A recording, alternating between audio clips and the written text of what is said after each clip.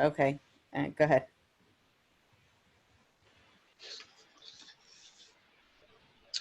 Okay, good evening, everybody, and happy Lag BaOmer. Thank you so much for joining me. I was just informed that there's a lot of competition tonight. I don't think originally that I realized this was scheduled for the night of Lag BaOmer. So, of course, there are a lot of lots of programming and lots of events, but that's wonderful. First of all, for those who are tuned in right now, if you need to head out or if you decide you want to listen later, you should know that all of our Zoom recordings are found on our website. And I am actually recording this on Facebook as well. So that's another place that you can refer later if you're unable to join for the entirety of tonight's session. Tonight, the topic of tonight's talk, as you know, I forgot the exact title, but from parks to shuls and golf courses to schools, something like that, how we can protect our health and preserve life, even when trying at the same time to pursue a life of Torah mitzvos. The conversation that we're going to have tonight is a real shift from where we started almost 2 months ago, when we first found out that we needed to basically retreat to our homes and to live a life of temporary isolation. And we know and accept that it is temporary, but we obviously don't know how temporary, in fact, it will be. So that there was a lot of confusion and there was a lot of concern, particularly as we were heading into Pesach and wondering how we would be able to manage all of the challenges, the seasonal challenges especially, and just sort of getting used to this new orientation that we were basically going to be spending our day and night at home. And not going to shul seemed at the time wrong, but I think that after we had an opportunity to sort of process it together and explain, because I think it was pretty clear, but just make it very clear as to how we got to where we were. Everybody sort of understood and got in line, and not just accepted out of a sense of what choice do I have, but I think people respected and really valued the need to adhere to the importance of promoting and valuing life above and beyond and everything else. There was a feeling that I had, and I know that I shared with many of my colleagues and perhaps others as well here, and that is that whereas it was very clear, at least to us, from the beginning as to what needed to happen in terms of imposing a very sudden and a very extreme protocol of social distancing, it was likely not going to be as clear when and how and in what way we would be able to sort of begin to sort of phase back into what we would call normal life. I hope not to disappoint anybody, but I feel that I have an obligation to tell you from the outset that there is no major news that's going to be released here tonight. What I would like to do, however, is to sort of reinforce and maybe reframe some of the basic Torah principles that are at play over here. And hopefully, while not necessarily being able to give any practical information that will give us chizuk per se and say, okay, we have another week or 2 weeks or 3 weeks left, but really to sort of give us chizuk in the sense that we should understand with every fiber of our being and with full conviction what we need to do and feel proud, for lack of a better word, to be able to fulfill the Ratzon Hashem in a very unique and a very unusual way. Obviously, social distancing by definition poses many conflicts that we have to deal with. The economic conflicts on a social level, in terms of our leisure activities, the things that we are accustomed to doing, either because we must do them or because we enjoy doing them. Virtually everything has had to either be completely suspended or go through some very serious modifications during this time. When we talk about conflicts with religious obligations, so on the one hand, these are very powerful perceptions of conflict on an emotional level, on a spiritual level, and certainly when we compare competing needs and values, it becomes particularly confusing. So for example, I think this was sort of what inspired the title. If somebody would say, and I know because I've been asked this question, Rabbi, which is more important, golfing or going to shul? Because as you probably know, it's been over a week already, maybe even close to 2 weeks, that the state of New Jersey opened the state parks and the golf courses and basically said that it is okay for people to go ahead and to sort of resume whatever sort of activities they were doing, albeit with whatever sort of continued restrictions are in place. And, to an innocent bystander who's sort of watching this unfold, well, the obvious question is, wait a second, if we can go golfing, then we should be able to go to shul. And that's a very, very fair question. There are answers, some very good and very compelling answers, but I think the question in of itself is something that leads to a lot of genuine confusion, and I think that's why such a conversation is particularly important. There is a perception, or really it's a misperception, I think to a large extent, that there are genuine halachic conflicts. If I succeed in anything tonight, I hope it will be in enabling each and every one of us, I include myself as well, to remind ourselves and to reinforce the idea that there are, in fact, no halachic conflicts whatsoever. There may be personal preferences that I have that conflict with, the halachic requirements that I now face, but the halach is, as we will see, is very clear as to what is appropriate and what needs to happen at this point in time. Now I'm going to tell you that what I'm going to do tonight, and when I announced that I'd be giving this lecture about 2 weeks ago, I had a basic idea as to what I want to present, but I didn't really have in my mind an idea of where I was going to start and where I would end. Just so happens, coincidentally, over the past several weeks, Rav Meir Twersky, who is a renowned Rosh Hashiva at YU, happens to be the grandson of Rav Soloveitchik, Zochron Levracha, which is relevant because you'll see tonight, he quotes a lot from his grandfather, published in total 5 articles over the past several weeks alone, which are extremely powerful in terms of the statements that they make, each one sort of building on the other. And I'm going to share with you sort of the highlights of these articles with you.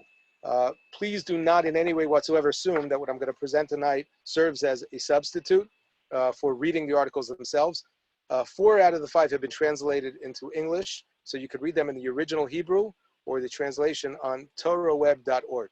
That's where you can find them. So that's torahweb, one word, .org, and you will see a link to Rav Twersky's Divrei Torah. And if you go to the Divrei Torah page and you just work down in order, you will see the most recently published articles, starting with V'chai Bohem, deal with this issue. Some of you may know as well that Rav Twersky does not publish often, and the fact that he has really, repeatedly made some very, very strong and emphatic statements at such a time speaks to certainly his passion and conviction about this particular issue. But I know that someone who considers myself, not in the formal sense necessarily, but a Talmud of Rav Twersky, and appreciate very much his leadership and his brilliant mastery of Torah, it has been incredibly reassuring to be able to see the very, very clear and the very decisive and from a Torah perspective, the very informed way in which he deals with this issue. So what I'm going to do right now is share my screen with you. Tonight's PowerPoint presentation is going to be a little less exciting than the past ones. I do apologize. Hopefully the substance will be no less exciting, but no fancy pictures or anything to go along with tonight's PowerPoint. But once I share the screen, I can't see you anymore. So if you slip out of the room, I won't even notice. I won't be insulted. But I think, like I said, the topic is one which I hope will be is very important to each and every one of us at this time. Okay, let me try to just move this. Okay. The first source we're going to take a look at is a very, very important primary source. And I think we're familiar with the concept, but it's very important to reiterate it. And I'm going to highlight a couple of points from this page. The Rambam in Hilchos Shabbos Peri Beis Halacha Aleph writes, "Duchuya hi Shabbos eisel sakanas nefashos kishar kol mitzvos," which means that when we're dealing with the situation of sakanas nefashos, of a danger to one's life, Shabbos is pushed off, as is, says the Rambam, kol hamitzvos, all mitzvos. Lefichach, therefore, in the context of Shabbos, chol sheyesh bo sakana, if we are dealing with a person who has a life-threatening condition or illness or injury, osim lo kol tzracha b'Shabbos al pi rofe uman shaloso amakom. So what we will do is we will do whatever we need to do based on the medical counsel that we receive at this particular time and place. And then the Rambam says, Safek shuhu tzarech l'chalav es Shabbos, Safek she'eno tzarech. If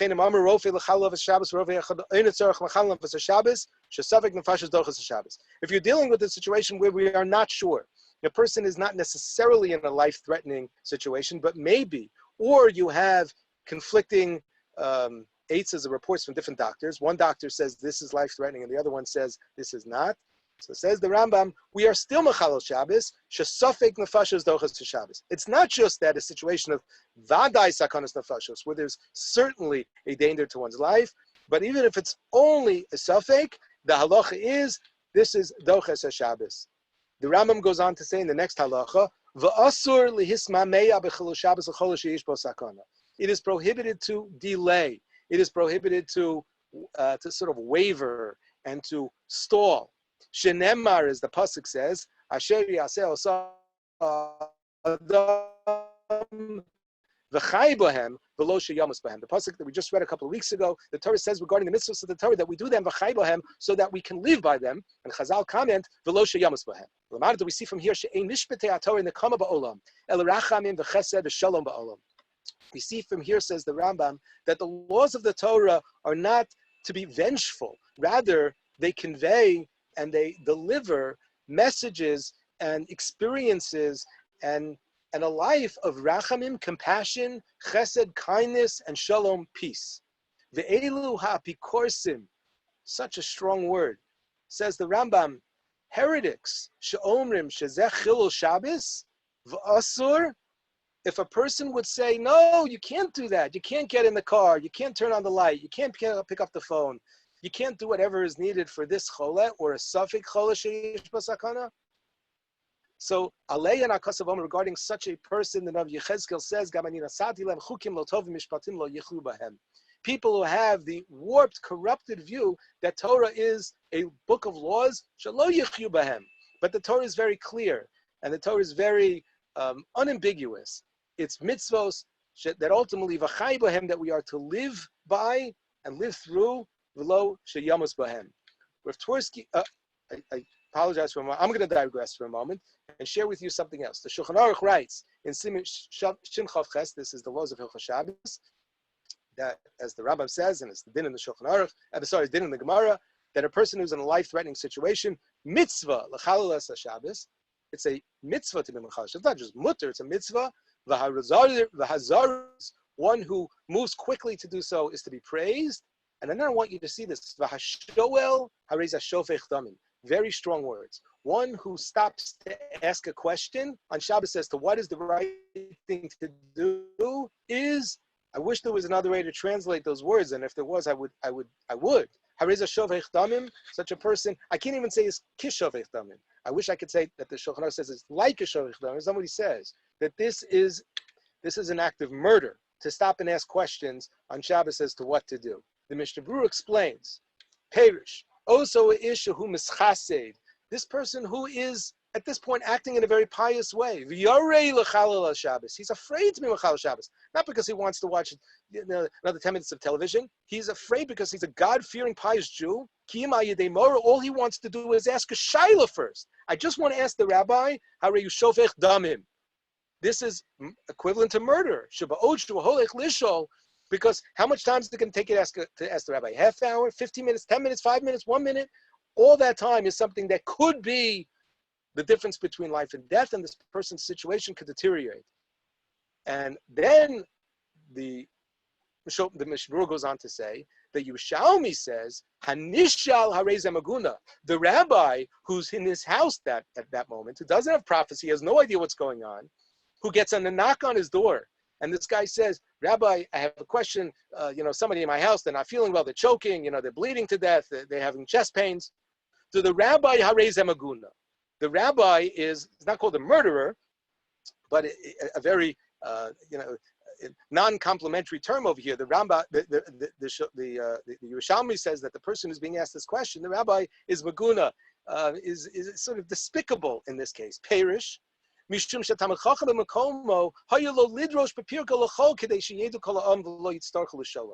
the responsibility of the Talmid Chacham and his community to make sure that people are sufficiently informed before such a situation comes up, so they don't need to ask.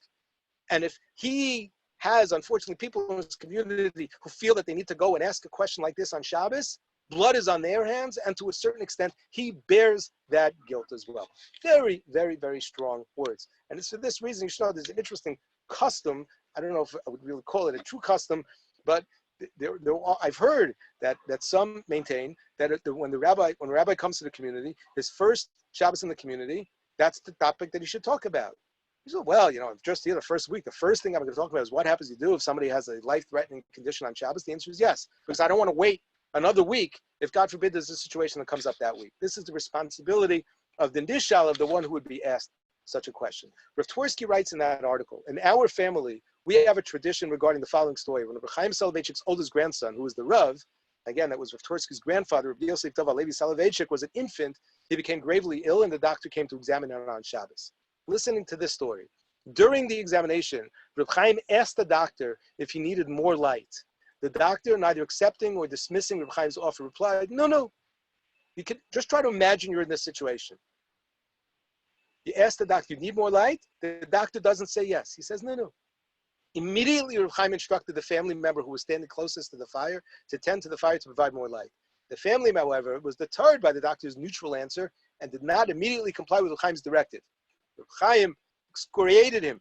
Du bist a Amaretz or Napikoris. You're an Amaretz, an Napikoris. Rav Simcha Zelig was also present and then hastened to fulfill Rav Chaim's directive.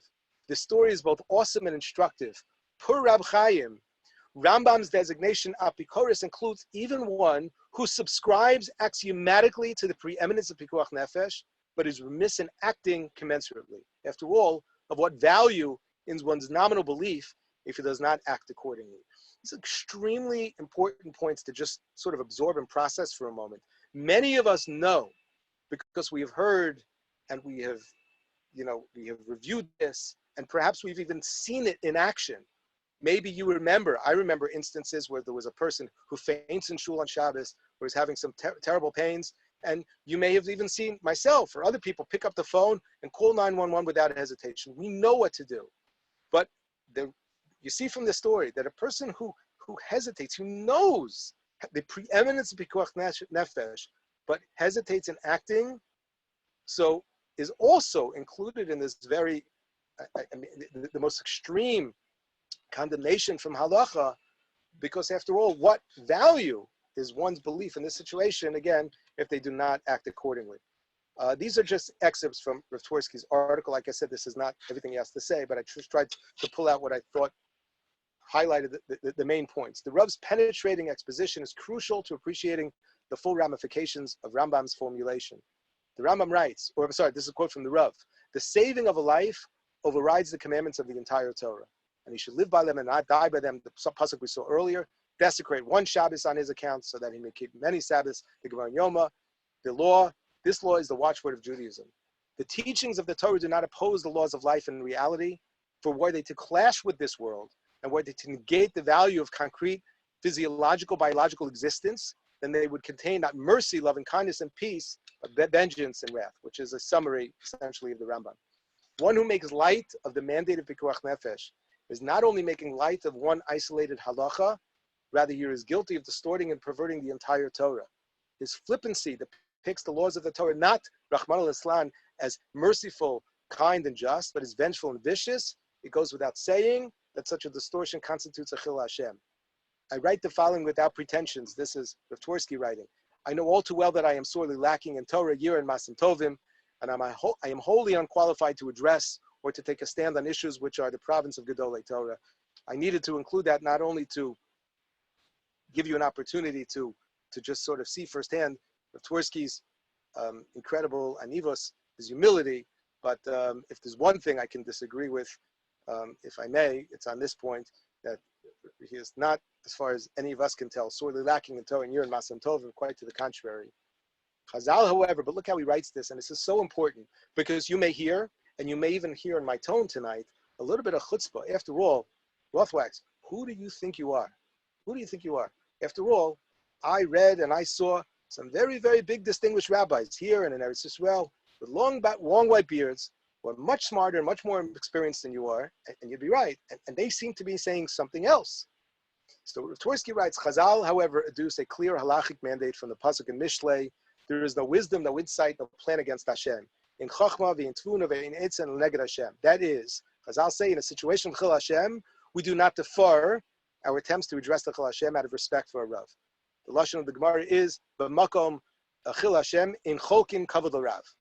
Meaning, as important it is to show respect, kavod Torah, kavod Rav, says the Gemara, in a situation of Chil Hashem, we do not defer out of respect for the Rav. Even one as lowly and insignificant as myself, writes Rothwachs, is still sensitive to and pained by the Chil Hashem, which occurred recently as a result of the heretical, per Reb Chaim, flippancy regarding the dictates of Pikuach Nefesh, and ipso facto, the concomitant distortion of Torah itself. Moreover, mischaracterizing our compliance, and this is such an important point, with social distancing as a mere capitulation to the standards of outside entities has significant practical ramifications. And I stopped here, I didn't, but he points out that there are people out there saying, yeah, it is true. We need to continue to be socially distant and not to return to shul because this is the law, because this is still, according to the governor of New Jersey, he tells us, crowds of more than 4 people are still against the law. And so therefore, what are we going to do? But as soon as they tell us we can go back, we will. How can it be that others recognize the reality and hasten to save lives while some of us were avoidant to resistance? How is it that some of us eventually had to be compelled by others to fulfill the Torah's mandate of Achai B'hem? Isn't our charge, Lishmar V'lasos, to guard and carry out mitzvos? This is a very, very important point, because going back to the question I asked earlier, the question was asked to me, what is more important, golfing or shul? That question assumes that the poskim are sitting around at a table and saying, okay, should we allow people to go to shul? Should we allow people to golf? And if the poskim say, you know what, let's allow people golfing, but not go to shul, that would be a good question. But if Governor Murphy, with respect, and I mean that seriously, comes to the conclusion that it's okay to go golfing, what's his cheshbon? What calculation is he using? What is the threshold that must be met in order for, government officials and agencies to decide at which point, it is appropriate to re-engage and to reintegrate back in society? We all, I'm sure, have heard some very, very compelling debates as to whether or not it was the appropriate decision to shut down the economy or not. I don't have an opinion on that. I do not consider myself qualified. Originally, I thought maybe we would have a little bit of a discussion tonight about that, because I do think that there are Torah sources which may also reflect, and shed some light on that topic. That's not what we're even talking about tonight.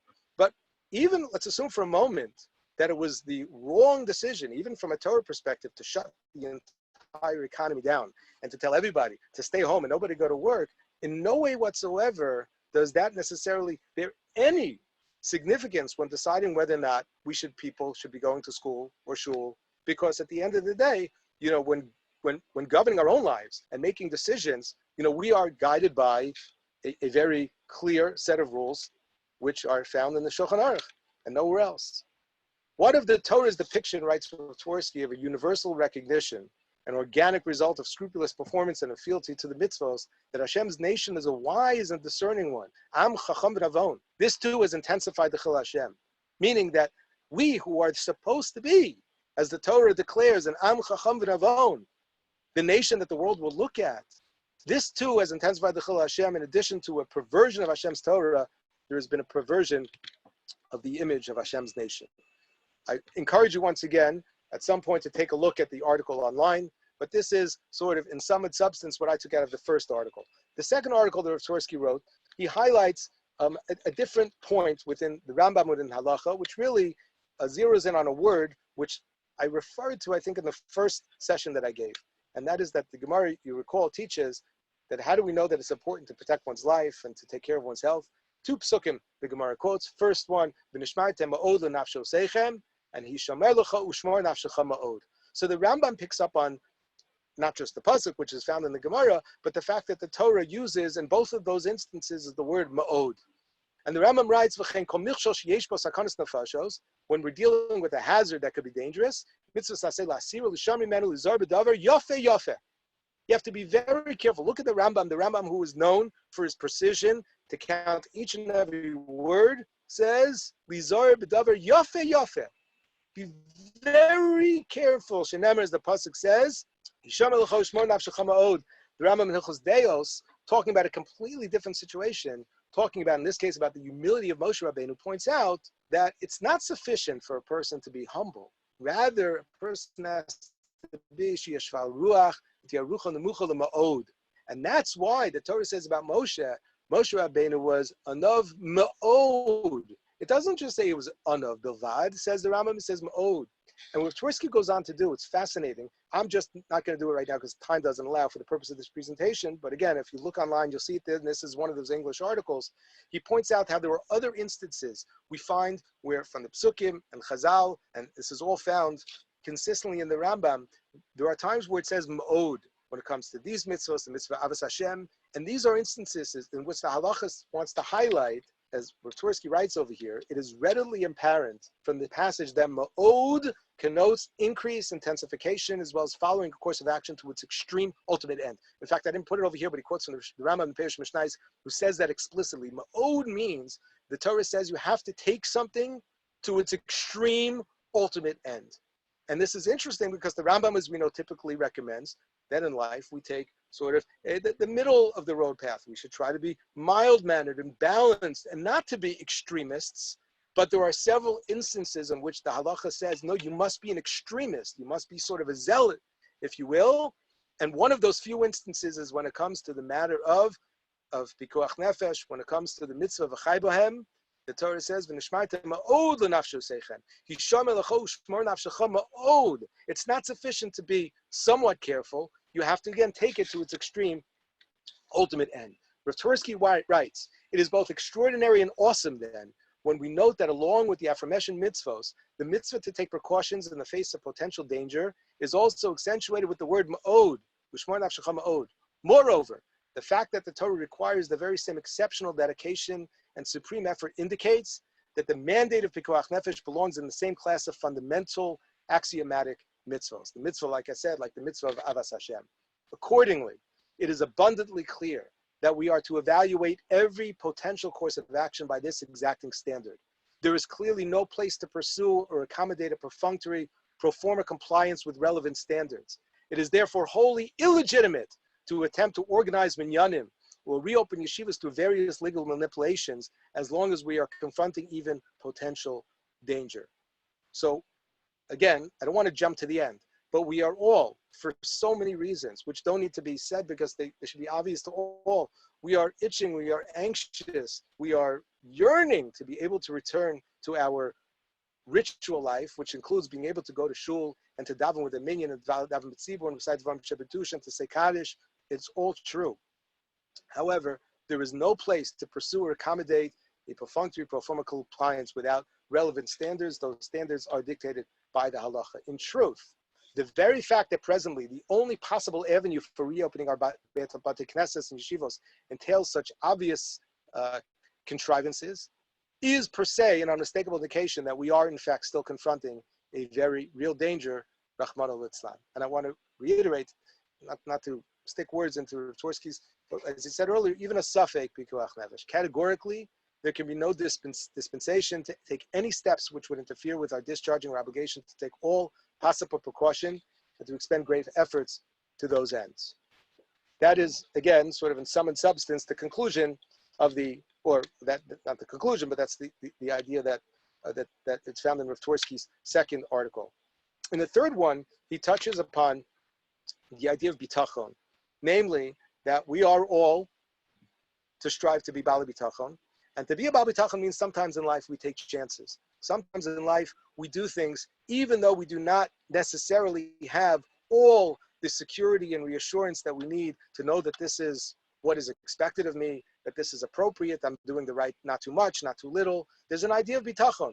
And we speak about it all the time, the importance of being bali bitachon. So Rothwachs addresses in a separate article a question that really needs to be dealt with, and that is, well, where does bitachon fit into this?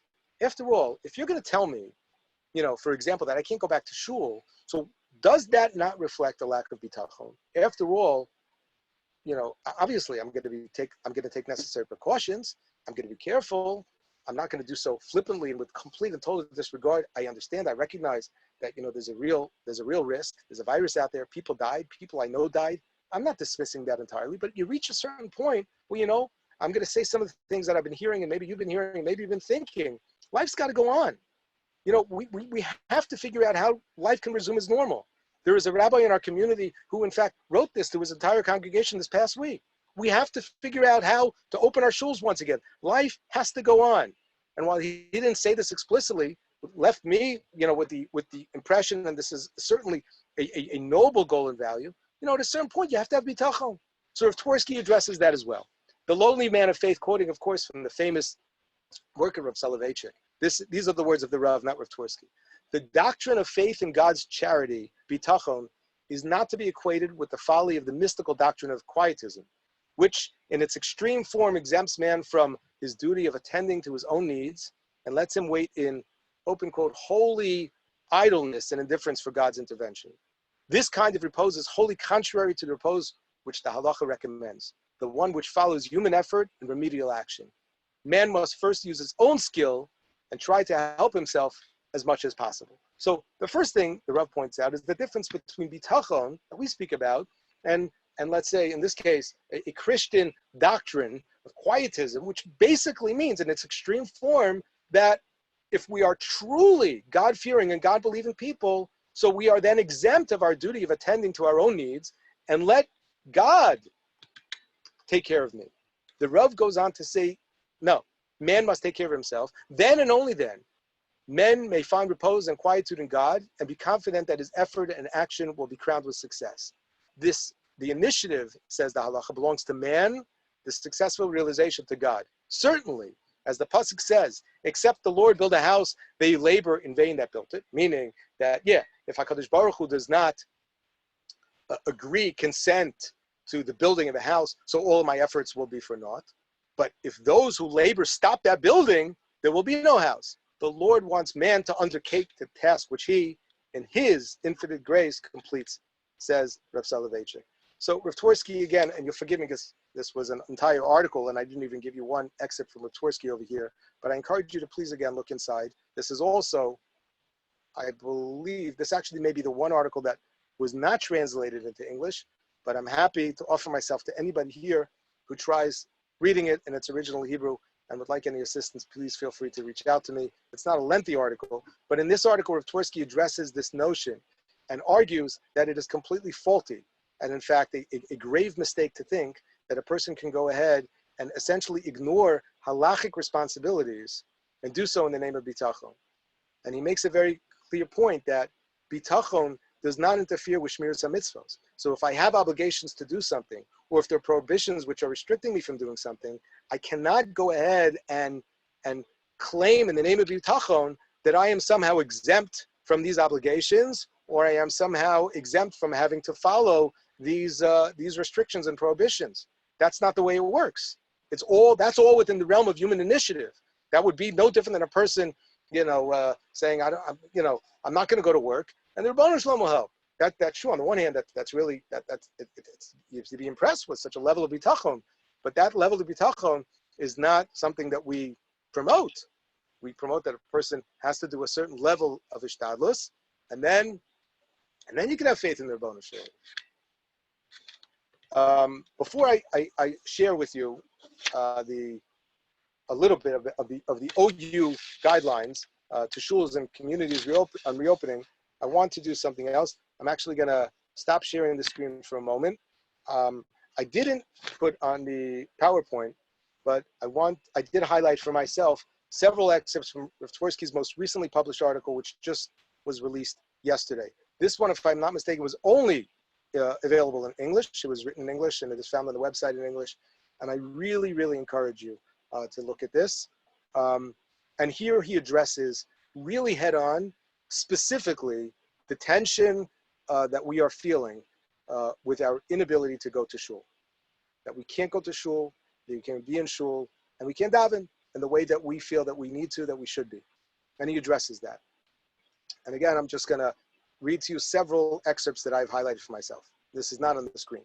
It is certainly true that the pain we are experiencing being unable to engage in tefillah tzibur is proper and fitting. He acknowledges that, and I think it's important that he does, because you would perhaps think, after reading Rav Twersky's entire article, that maybe there is no value in tefillah tzibur. Maybe all this time, I was mistaken to think that there's a purpose in going to shul, and of course that's not so. The halacha is very clear that a person should be nishtadel, a person should push himself and really, really try to go to shul and daven, and that obligation is incumbent upon a person regardless of whether or not he's a chiv is saying kaddish. But I know that on an emotional level, it's so much more painful when people want the opportunity to be able to say kaddish and to be able to be there to daven for the Yamud during the year of Avelus on our yard site. And Rav Twersky acknowledges that that is proper and fitting. But in his most unique style, he reflects and shares a couple of different points. There's a famous Gemara, I think everybody may be familiar with this Gemara. The Gemara appears on Shabbos regarding a certain Nachri, a Gentile who wanted to convert to Judaism. So he came to Shammai and he said, convert me on the condition that you can teach me the Kol Tarakula on one foot, literally. We know that Shammai rejects him, and he comes before Hillel, and Hillel says to him, what you hate, don't do to your friend. Zoe call it Tarakula. This is basically the Torah. V'idach perushahi, and everything else is a perush. Gemara, go learn the rest. Famous Gemara. Less famous is Rashi. Rav Twersky says that Rashi on the Gemara says, what does it mean? The Allah sani lechavrach lo savid reyach the reya avi chatazov ze'akadosh baruch hu al tavar al devarav. Rashi says over there, when it says something that you hate, don't do to your friend over there is actually not referring to your friend and neighbor. It's actually referring to the Bono Shalom. A very interesting way to understand the Gemara, the way Rashi teaches. And essentially, says Rav Twersky, what's going on over here, what Hillel was teaching this individual, was that the quintessence of Torah then is acting in accordance with Ratzon Hashem, God's will. No facet of Torah, be it Torah study, tefillah, or even love of God, possesses independent spiritual value and legitimacy per se. The metric we use, and that's an important word because I hear people a lot these days, what metric are we going to use to decide when we can go back to shul? And I'm sorry if you had to wait 40 minutes to hear it from me, but the answer is, and even Posca will say this, at this point, we don't even know the answer to that question. I mean, we have a basic idea, but we don't know. But the metric we use to evaluate the propriety of every action has to be whether it ultimately reflects the Ratzon Hashem as delineated by the halacha at a given time. And as Rav Twersky and many other poskim that I've heard from directly over the past few weeks have said, one thing we know, we're not there yet. We are not there yet. That's the one thing we know. And so if a person is going to push the envelope and say, you know what, but we need to get back to shul, and so therefore we're going to preemptively move in that direction because it feels like where we need to be. So again, as Rav Twersky says, anything that does not follow the Ratzon Hashem is delineated by the halacha at a given time is by definition not an act of avodas Hashem. And he goes on to say later, it actually borders on, it hurts me to say this, it sounds crazy. It's that's what avodah zara is. Avodah zara doesn't mean idol. Avodah zara means service, worship of something other than. Zar means other than, a stranger to something other than God. It sounds a little strange that a person can daven, a person can go to shul and daven, and you're going to call that what? How can you call it anything other than prayer? It's beautiful. It's sincere. It's coming from the heart. It's avodah shebalev.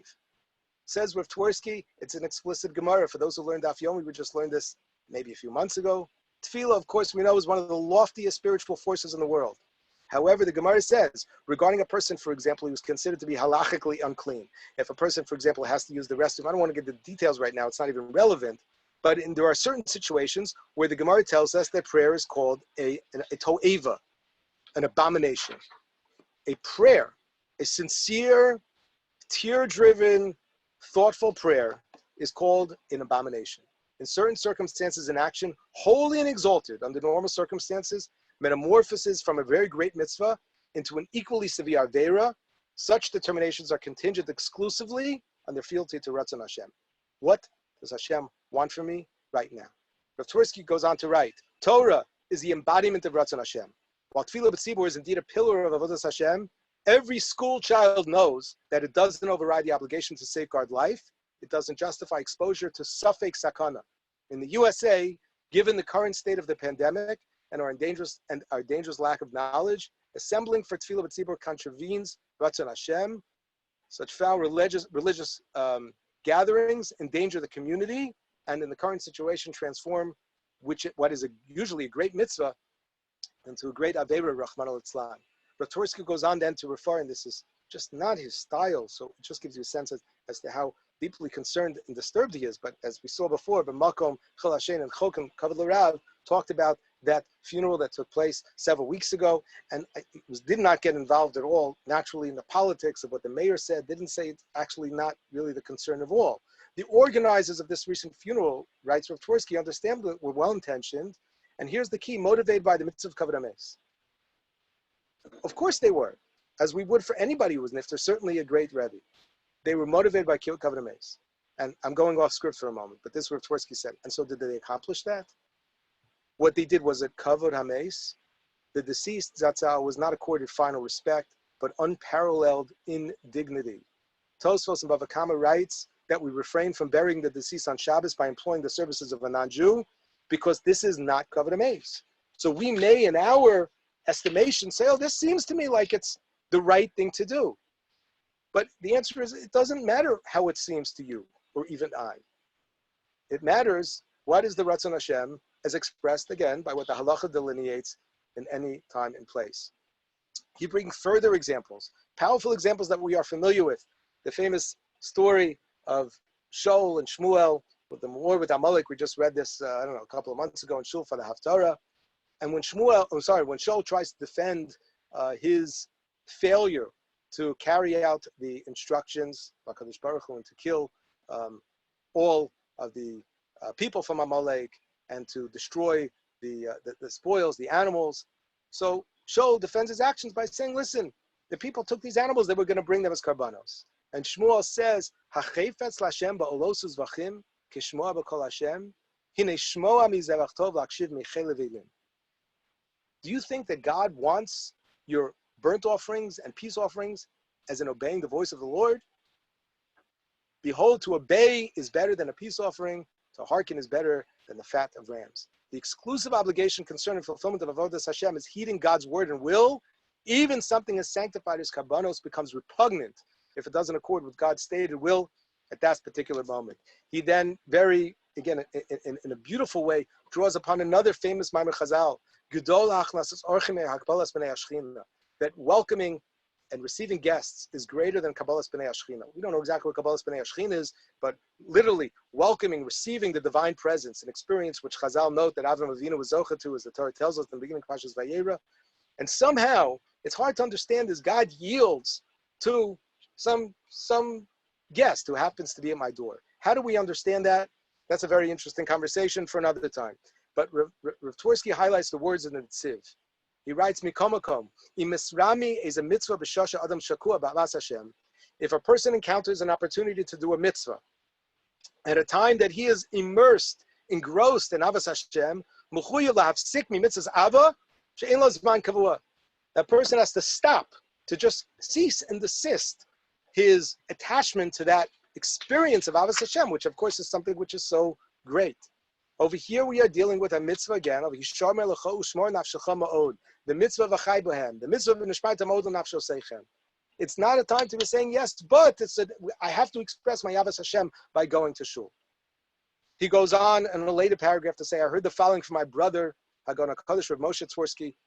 Many may know, everybody remembers the story, but some may have not known and forgot that Rav Meir Tversky, a Rosh Hashiva from YU, his brother Rav Moshe Tversky, was martyred in the Harnof massacre about 5 years ago.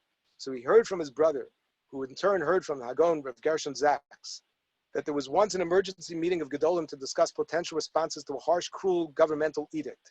The discussion continued through the day until it was almost sunset. One of the participants suggested they should stop to daven mincha. The Chafetz Chaim, astonished, lovingly reproached him, "Mincha is on your mind?" The importance of sanctity of tefillah is indeed inestimable, and yet in certain circumstances, it is forbidden to pray. Can you imagine? The Chafetz Chaim says, you're thinking about mincha now? A similar story, and I found most insightful. A story about Reb Chaim Soloveitchik, who was, as every rabbi has been in this position, was compelled to tell somebody to eat on Yom Kippur for reasons of health, and this person was saddened by the fast. Reb Chaim asked him, would he be similarly saddened were he to make a bris on Shabbos? Interesting. I had never thought of offering that argument. Reb Chaim, would you, if you had a bris on Shabbos, would you be sad?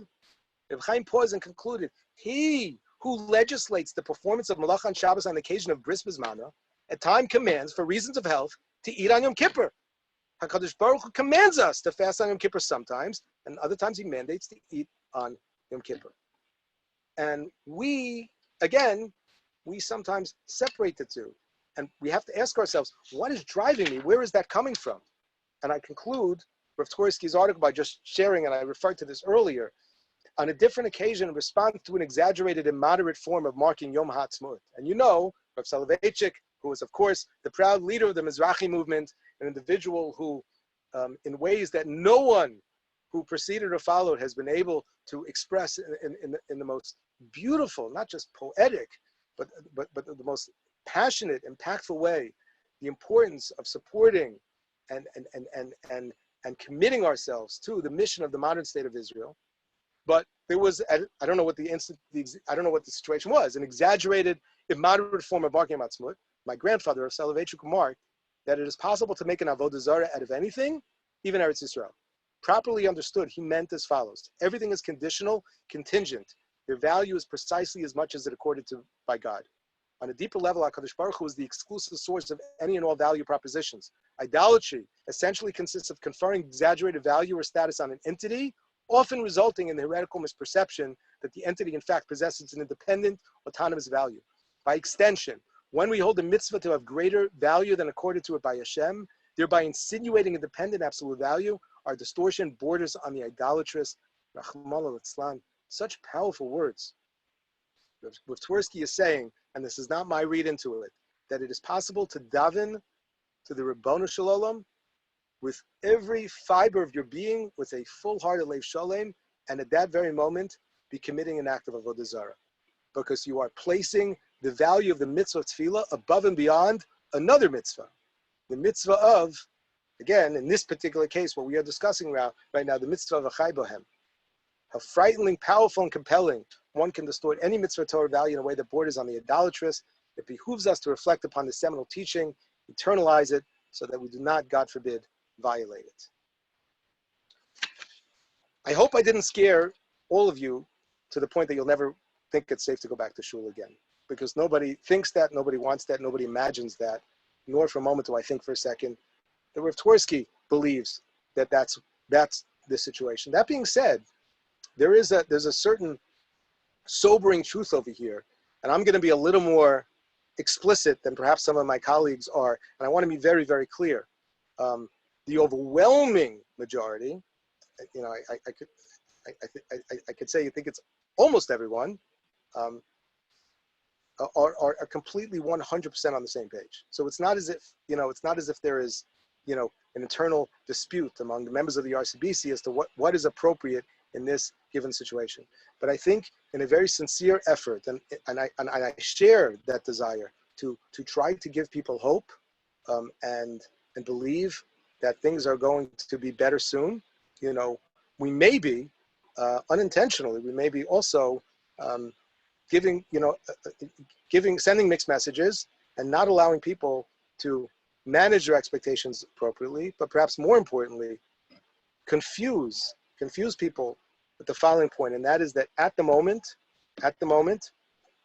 there is evidence that would suggest that to go back and to resume forming minyanim inside, outside, with masks, without masks, based on the expert testimony and advice of medical experts, a whole group of them, not just locally, but including locally, who have been consulting with the local rabbinate since day one, that would be a violation of Achai Bohem. And I hope if I succeeded tonight, we made a very strong case that means that for today, it is simply not the right thing to do. When will it be safe? Nobody knows. Nobody knows. And it would be inappropriate for me in this setting to go ahead and to make predictions of any sorts. But I think it's really, and for some of you may have been, I know that some people had a hard time logging on, may have heard, I had an opportunity to join Rabbi Willig on Erev Shabbos in a YU hosted pre-Shabbos Ruach. It was a great personal honor for me, but really, I hope if you were there, if you weren't, I'll tell you right now, if you walked away with anything, there's some very, very, very powerful words that Rabbi Willig shared at that time. And he mentioned the fact that, of course, we feel so bereft, so broken, that we do not have the ability to recite the Dvarim Shebekdusha. We do not have the ability to say Kaddish and Kedusha. And again, he must have made the point, I don't recall, he must have made the point, especially for those who want to be able to say Kaddish. And he said, what is Kaddish? What is Kaddish? What does it mean when we say Kaddish? I made a similar statement in Shabbos Gadol over a month ago. If you look at a Kaddish, it doesn't really say anything about, about the living, the dead, Olam Haba, Olam Hazeh. So what exactly does it have to do with dead people? And the answer is nothing at all. But, we don't want to reduce Kaddish too much. And sort of all comes down to the first four words. But let's just think of the first four words. Yiskadav Yiskadash Shmei Rabbah means that the purpose of Kaddish, not only saying the words, but the experience of Kaddish and the message of Kaddish is about being Marbeh Kavod Shemayim in the world. To bring God's presence into this world in a way that is tangible, in a way that is meaningful, in a way that is real, and again, ultimately conforms and adheres to His will, as expressed and as delineated by the halacha, as Rothwachs said it again and again. And so therefore, Rabbi Willig said, and to me, it wasn't so radical what he was saying, but at the same time, it was so reassuring to hear it from my Rebbe. He said, staying home and davening b'yichidus is the greatest Kaddish in the world. That is the greatest Kaddish. That is Kaddish. What are we doing? We are staying home and we are davening. You don't like it, you don't enjoy it, fine, you don't have to like it, but that is Kaddish. We are fulfilling in public, ironically, by staying in our homes. It is a public statement that we adhere under all situations to the Ratzon Hashem. And it has no bearing whatsoever on whether or not the golf courses are open. And when I asked one of my Rebbeim several weeks ago that question, he says, I don't even understand the question, the golf courses. I don't understand the question. He said, first of all, let's assume for the purpose of this question that the politicians are sufficiently informed to be making these decisions. Let's assume, and first of all, we can't necessarily have that certainty, but let's assume for a moment that's so. They will tell you, and they said this from the outset, even though Cuomo, I think in recent weeks, it's confusing. I don't have to, explain away every governor what he says, but they will say that from the very good, the goal was not pikuach nefesh based on halachic standards. The goal was not, we must stop this because or else somebody among us may die. It was to slow the curve. And that was the whole goal of social distancing, which obviously, from our perspective, also has a halachic value. But that's not it. For us, it's not just about slowing the curve so people will die at a rate that the hospitals will be able to handle and absorb. That's not our goal. That there is no halachic value to that whatsoever. Our goal is to hold tight to the point where we have been reassured that it is now safe to resume our normal living, and hope and pray that in fact it is. At the end of the day, we can't predict what's going to happen. And some will argue, I'm going to put it out there because I heard this. You rabbis, you think you're so smart. Before COVID-19, you don't think anybody got sick in shul? You mean to tell me for the last 2,000 years, nobody ever came to shul, picked up an infection and died a day later, a week later, a month later? And the answer is, of course that happened. Undoubtedly it happened. Some of you listening and now maybe even know people who got sick in shul and died. So what? So we don't live our life that way. We can't say somebody got sick and died, and so therefore but right now we know there is a magefa. Right now we know, and so therefore we know that to return to those sort of settings which invite and encourage and demand a certain social gathering, albeit with restrictions in place, this and that. So our poskim feel unanimously that it is premature. It is not time to act, and failure to do so. I don't want to have to repeat everything I said tonight. You read the articles themselves. Is not just a gross distortion and a corruption and violation of Torah values, but it is taking the very avoda that we are looking to do as an act of avas Hashem, and it becomes an act. You'll forgive me for not mincing words. It becomes an act of avodah zara, pshuto kimashmo. Very, very, very harsh words. So what are we waiting for? So here locally in Bergen County, and there will be a letter probably within the next couple of days at most from the RCBC, another update, because we've been sending out, I think, pretty consistently every week. A letter that basically says, here locally, we are at this point following the basic outline and the recommendations of the OU. I am not going to read this entire, first of all, I'm almost basically out of time, but if you haven't seen this, I'm almost certain you can get it on their website. And several days ago, I mean, a lot of people from the shul had shared it with me. The OU had published guidance to shuls and communities on reopening. And this is actually, I don't know how much time was spent on preparing and drafting this document. I was extremely impressed with it. I did not participate in its preparation. I think it's noteworthy, and you should see this, not miss it over here. They're on the first page. This was prepared with the guidance of our poskim, Rav Hershel Schechter, Rav Mordechai Willig, as reviewed and supported by Rav David Cohen and Rav Asher Weiss. Those names, I think, should mean a lot to you as they do to our community. This is not just, these are the poskim of our community.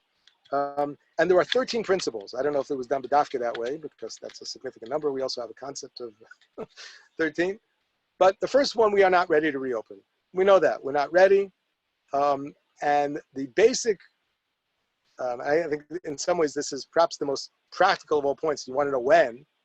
The basic position of the OU, and as well as the RCBC at this point, is that the resumption of communal prayer and other communal activities should not be considered until, at the very least, the successful and verified safe completion of the local government's first stages of communal reopening, i.e., at least 2 weeks after the governments have allowed public gatherings of more than 10 persons and have not seen upticks in disease. Again, I'm not going to go back on what I said before. I'm not making predictions, but I think if you're smart and you read that carefully, you don't have to read it like a Rambam, but you read it slowly until at least 2 weeks after locals. And there have not been sent upticks in disease, so you know that al pi derech hateva, we are still many weeks away.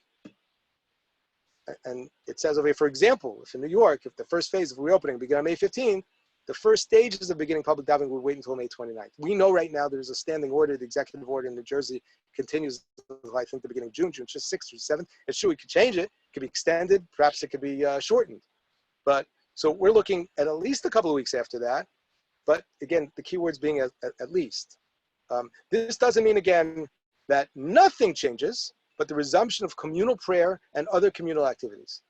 There's only so much that could be captured in this document when there's only so much we know. Every community is unique. It goes without saying. Reopening will be a gradual process, not a single event. I think naively, on day 3 or 4, I was actually already thinking about the reopening. And I was really fantasizing about what that was going to be like and what it was going to look like. And I was imagining, that first Shabbos back in shul. Now I recognize and I realize that there will not be a grand opening. Again, short of the coming of Mashiach, which would be a wonderful grand opening, Be'ezras Hashem, that should happen soon. I don't want to give up hope on that, Chas v'shalom, but, in Beth Aaron and any other shul where you may daven, it's going to be a gradual process, very anticlimactic, not what we feel that we deserve after this entire ordeal, but it's going to have to be that way. Maintaining unified communal standards, the struggle for disciplined compliance, reopening control plan settings, specific planning for shuls in varied settings. And if you read down this list, I'm not going to read it now, but if you read some of the points that they're making over here, this is really, it's hard to even imagine this. A shul in which you can't have more than one person standing at the bima at any given time. If you want to know how you do Hag Galila, read it. You'll see it says. Not one person at the bima one time. At least, again, for the foreseeable future, once we actually get back in shul. And even outdoor minyanim are included, again, certainly locally, in the restrictions at this point. I'm speaking for myself, but I know that I represent, like I said, without being, I can only speak for myself, but representing, I can say there's full confidence. Almost every single rabbi in the RCBC, I can say with full confidence that there's a unanimous feeling that at this point there is no difference between indoor and outdoor minyanim. When we can then go ahead and resume some sort of, regular communal life, so outdoor minyanim will happen first. Because of course they have the added advantage of being very well ventilated compared to being indoors. So that would be a safest way to start. But that's where we start. And we're not there yet. Restricting attendance, discouraging attendance, social distancing, security and laning, antibodies, etc. Please feel free to take a look at this and read it and carefully study it. I'm sure there'll be more communications from the OU and the RCA in the weeks ahead, but at least to give you a sense, as to, if you haven't seen it yet, as to what the road forward looks like. I hope, because I'm going to wrap things up, the one thing I didn't think about before I started was what sort of depressing way to end. You know, I don't think that I've dashed too many hopes here, that anybody, you know, started tonight expecting to hear that we would be opening the Shabbos. But just reading the very, very sobering set of guidelines outlined by the OU, even though, again, you know, there's still opportunities, and there will be, to darshan and to tweak. It is depressing. It is depressing. At the same time, and forgive me if it sounds like I'm repeating something I've said countless times over the last couple months, but I honestly believe it's true. And that is that we have been afforded an opportunity, the likes of which nobody in our lifetime or our parents' lifetimes have. And people will say, you know, the Holocaust was worse. Of course it was. And they'll say even the Holocaust, even they didn't stop davening in shul. Of course they didn't, because there was no plague in the Holocaust. So people are going to make all sorts of comparisons of cheshbonis, this and that. This is where we are right now. And one thing is clear, at least to me, and I hope that you agree, and it's not my personal opinion, but it reflects the overwhelming consensus of poskim, and I really would think intelligent people on planet Earth, and that is that right now, this is what we need to be doing. And I'm not talking about the economy, I'm not talking about going to work, I'm not talking about all the other decisions that people need to make about going to the store and having family in the house. We're talking right now about resuming normal communal life, where for the Orthodox Jewish community, perhaps, I can't say more than anyone else on the planet, but certainly in our experience, are at greatest risk. At greatest risk. Dr. Fauci said, you know, in his call last week, Orthodox Jews, we need to be most careful, because the way we do what we do and what we do best puts us at greatest risk. And so therefore, it is going to be some time before we are able to resume the life that we love and cherish. At the same time, if you can, and if you haven't been able to yet, I implore you to try, and if you tried your best, then that's it, you tried your best. At the same time, we can try to take full advantage of this opportunity and experience what we are experiencing in a way that is meaningful and will halavai be everlasting even when the situations change. I daven shachris every morning in this room with the lights off. All right, I've just said it. A couple of people in my house have discovered me, they've caught me. I daven with the lights off. I'm not encouraging you to do it. But I'm enjoying it. It's very meaningful to me personally, and I know that I will not be able to do it when we go back to shul. I would never ask. I'll be a chutzpah. Okay, we're going to turn the lights off right now. But for me, it's actually the entire shachris, not just Shmona Esrei. I turn the lights off, and for me, that's very meaningful. So I am trying to say, okay, listen, I'm davening at home. It's not great, but I'm going to at least experience the way that will be most meaningful. I am davening shachris on Shabbos profoundly, much more slower than I do in shul. And I am discovering things in davening they have never seen before. I hope I'll remember them when this is all over. If I was smart, I'd be taking notes. Obviously, I can't take notes on Shabbos. But even in this situation, it's easier to daven slower on Shabbos than during the week, because there's literally nowhere to go. But there are opportunities that we have in this situation to experience. I know I just focused on davening. You can apply this concept to anything. There are ways to experience this in a way in which we at least maximize the situation that we are facing so it can be meaningful. And while we don't know why we are in this situation, you don't know why God is doing this. You've heard me say this before, and with this I'll close. Rabbi Lamb, I remember in the day after 9/11, or maybe 2 days after, but I think it was the day after 9/11, there was a gathering on YU, and he quoted from Shamshon Lefal Hirsch, the pasuk in Tehillim, Keli, Keli, lama azavtani. My God, why have you abandoned me? And Rav Hirsch said, how could David say lama azavtani? Who does David think he is to ask why? Well, he thinks he's going to get the secret. Tzadik V'ralo, even Moshe Rabbeinu was not afforded the opportunity to know why righteous people suffer and evil people prosper. The great secrets of the universe, we don't know. And Rav Hirsch explained lama doesn't mean, at least in this case, why, but lima, for what purpose? What can I take from this? How can I grow? And I'm looking at least at one or two faces right now of people who have shared with me very, very recently how heartbroken they are, members of their family, that they will not be able to say Kaddish on an upcoming yard site, or the ending, the concluding of the 11 months. And I don't know, I literally don't know what that must feel like. I've never said Kaddish for a parent, Baruch Hashem. I certainly can't imagine what it's like to miss a day, or to miss a week or 2 weeks or 2 months. I can't say I know what that feels like. But I could say with every fiber of my being, because I believe it's true, that this is what the Ribono Shalom wants from us. This is our avod at this time. This is the greatest kavod hameis. This is the greatest kavod hanifter. As Rabbi Willig said, this is Kaddish, the greatest Kaddish that we can do. But we can do it in the best way we can. We can daven in the most meaningful way we can. We can try to engage in all of our mitzvahs and avodas Hashem in a way that allows for a greater magnification and expansion of the Shem Hashem in this world, which is ultimately what Kaddish is all about. So, in conclusion, I know I've said that many times, but this I close. We don't know when the next steps will be. Locally, I give you my word that as soon as I know, you will know. As soon as I hear, you will be the first that I will tell. And hopefully it will be as soon as it can be.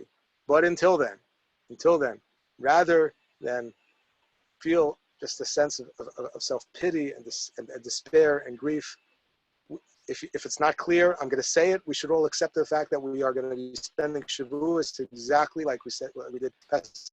There will not be any minyanim in town, or I should say, there should not be.